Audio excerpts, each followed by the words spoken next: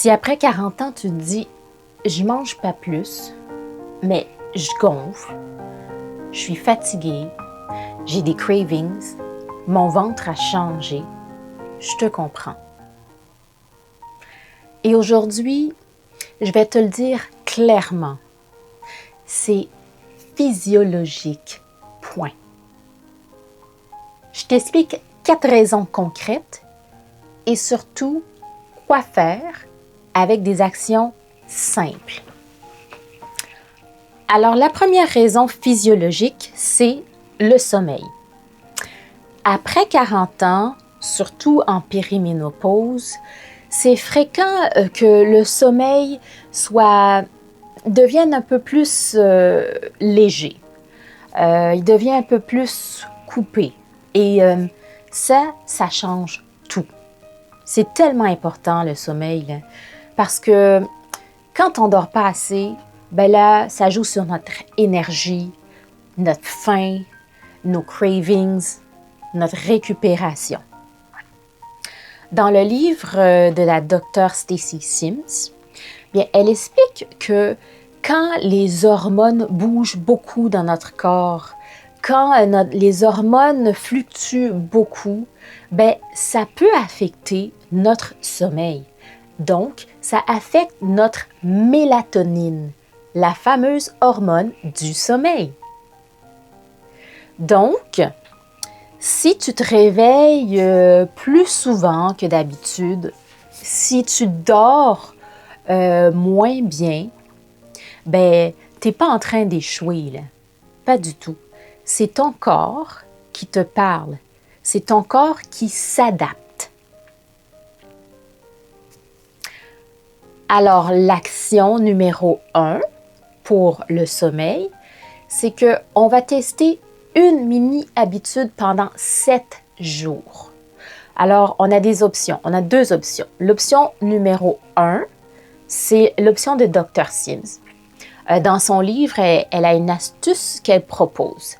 Donc, elle suggère un petit verre de jus de cerise acidulé froid le soir. À prendre le soir. Alors, chez certaines personnes, ce que ça fait, ce petit jus de cerise acidulé, ben, ça peut soutenir la mélatonine.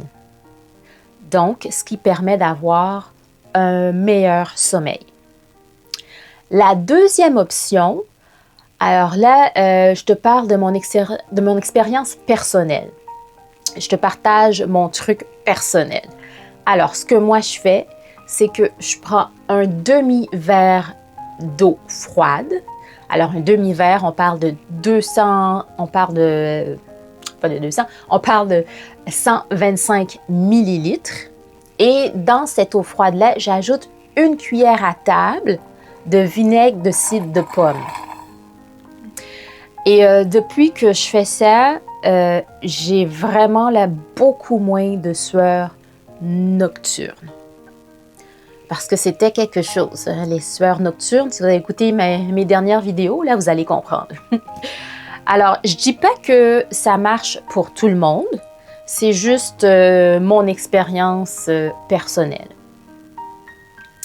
Mais là, je vous avertis, hein, si vous avez des problèmes d'estomac, des reflux gastriques, si vous êtes, si vous avez l'estomac sensible dans le fond, là, ou si vous êtes peut-être diabétique, que vous preniez des médicaments, ben c'est mieux de vérifier si c'est OK pour vous.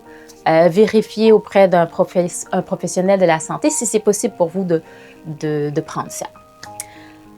Alors, la raison numéro 2, la surcharge. Alors là, je ne parle pas de « Ah, je suis stressée aujourd'hui. Ah. » Non. Là, je parle de la vraie vie. Là. Je vous parle, par exemple, du travail, du temps supplémentaire au travail, de la gestion de la maison. On parle des enfants, des ados. Peut-être que vous avez des jeunes adultes qui vivent encore à la maison. On parle aussi de proches aidants d'un parent. Alors, quand ton système est en surcharge, ton corps se met en mode protection. Donc, ce qui fait que ton énergie, elle est plus basse, tes cravings sont plus forts et ta récupération est plus lente. C'est comme si ton corps se met en mode économie d'énergie. Alors, ce n'est pas un manque de volonté de ta part, là. C'est vraiment ton corps qui te lance un signal. L'action numéro 2 pour la surcharge. L'action numéro 2, tu choisis une de ces deux choses et tu l'essayes pendant 7 jours.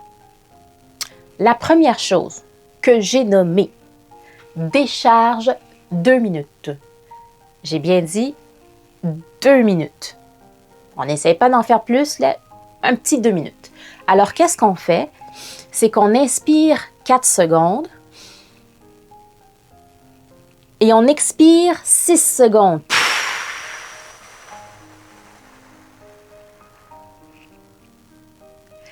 Et on répète ça 5 fois. On s'assure qu'on relâche les épaules, la mâchoire. Et là, je t'avertis, 2 minutes, ça a l'air de rien, hein? Mais je te dis, c'est pas rien. C'est un signal que tu lances à ton corps qui peut sortir du mode urgence. Ta deuxième option. Alors, je te propose de marcher 8 à 12 minutes après un repas. Après le souper, c'est comme tu veux. Tu marches 8 à 12 minutes. Et là, tu vas pas, c'est pas un marathon qu'on fait là, c'est vraiment une marche à un rythme facile. Donc, on est capable d'avoir une conversation avec quelqu'un. On n'est pas là pour performer, on est là pour redescendre. La raison numéro 3, on parle de raison physiologique, c'est le muscle. On va se le dire avec le temps, si tu ne travailles pas ton muscle, ben, tu le perds. Alors, tu ne travailles pas, t'en perds. Et c'est là que tu te sens plus molle, plus fatigué, puis là, ton corps, il répond moins bien. On le sait, là, dans la quarantaine, comment on peut se sentir, là. Alors ça veut dire que ton métabolisme, qu'on va comparer à ton moteur, ben, ton métabolisme, c'est l'énergie que ton corps dépense juste pour fonctionner. Puis le muscle, ben, c'est ce qui garde le moteur solide. Alors, plus tu as de muscles, plus ton corps dépense même au repos. C'est quelque chose, vraiment, là, c'est extraordinaire, ça. Et là, oui, je le dis aujourd'hui, tu veux paraître jeune longtemps, garde du muscle.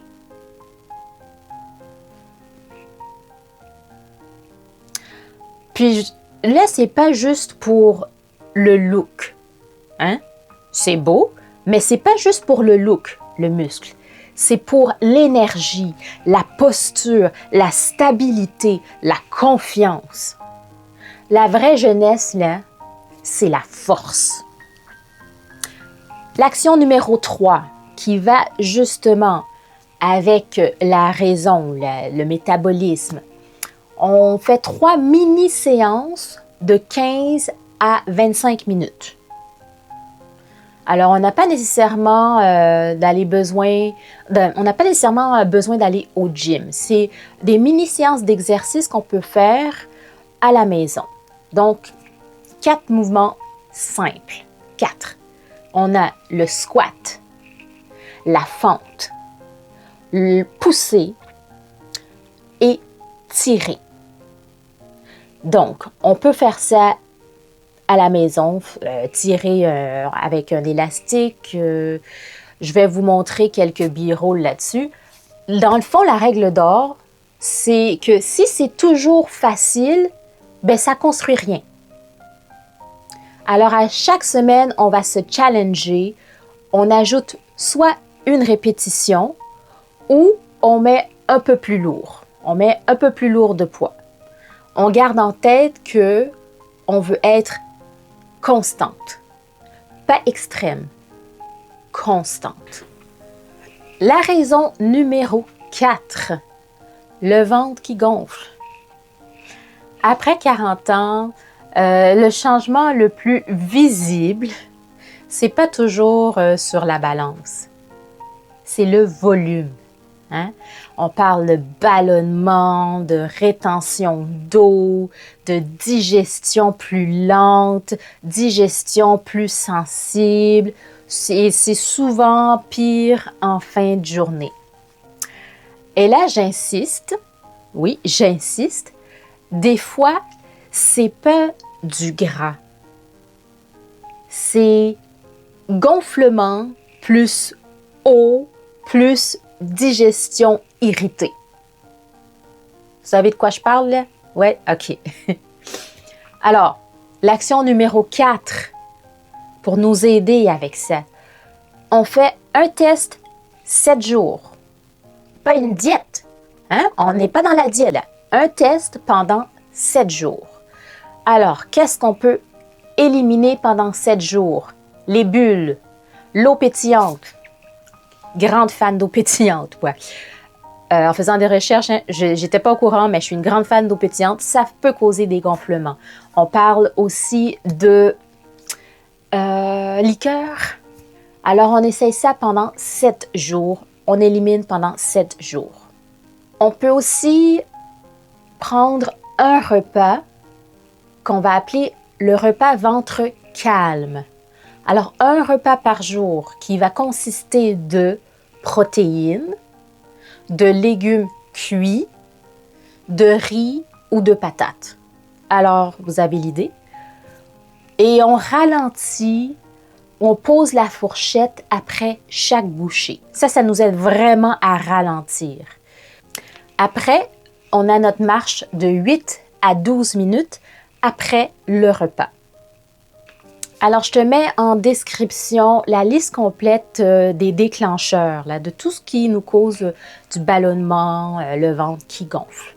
En résumé, le sommeil, on avait parlé de prendre peut-être du jus de cerise acidulée, vinaigre de cidre de pomme. On essaye ça pendant 7 jours.